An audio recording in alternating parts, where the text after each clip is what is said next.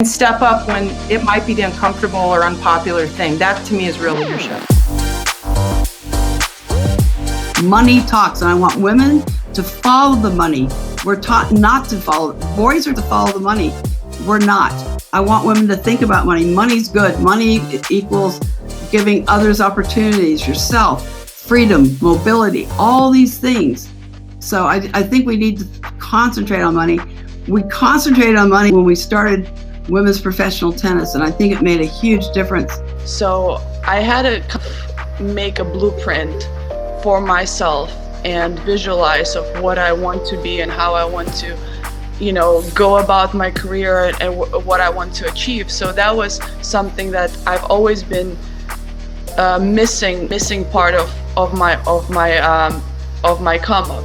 And now it's an interesting balance, because I feel like when there are young women, young girls are watching me, is something that I want to be that representation, maybe inspiration for them to see what we are doing, to be inspired, because I was myself craving that opportunity. I would encourage all generations, all the leaders out there, everyone's a leader, to really push the boundaries.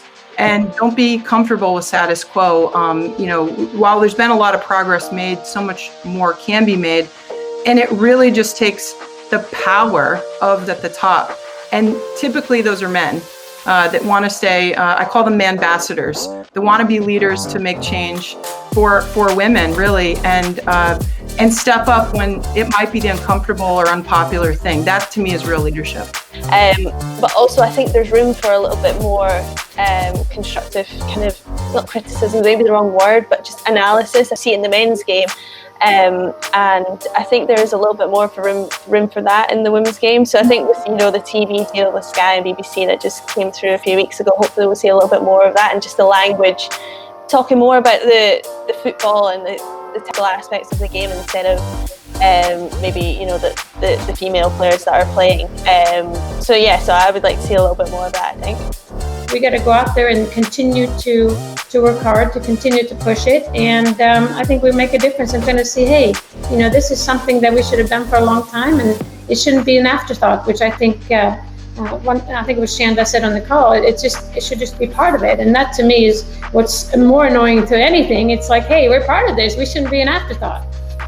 I think that there are women who are very genuine in supporting other women. And I think that there are women who get to a point after fighting for so long and so hard to get into a position and a role, that with the ever-changing of technology and the increase in transparency and good governance, the time that they then spend in those leadership roles are getting shorter and shorter.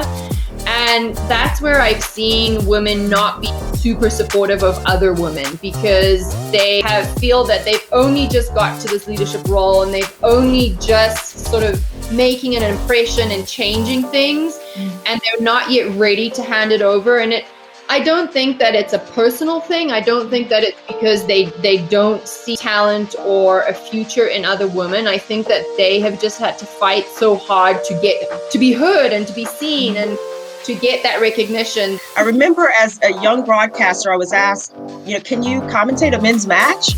And I thought that was such an odd question, because I said, isn't it tennis? Yes, I can do it.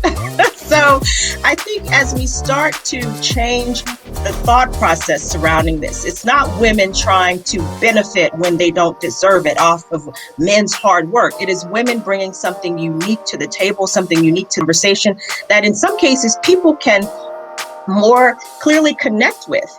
And we've got to embrace it from that perspective, as opposed to, there being competing forces and, women aren't standing on their own versus men. I think we play sport together. And the beauty of sport is that you've got everybody playing and it's a level playing field.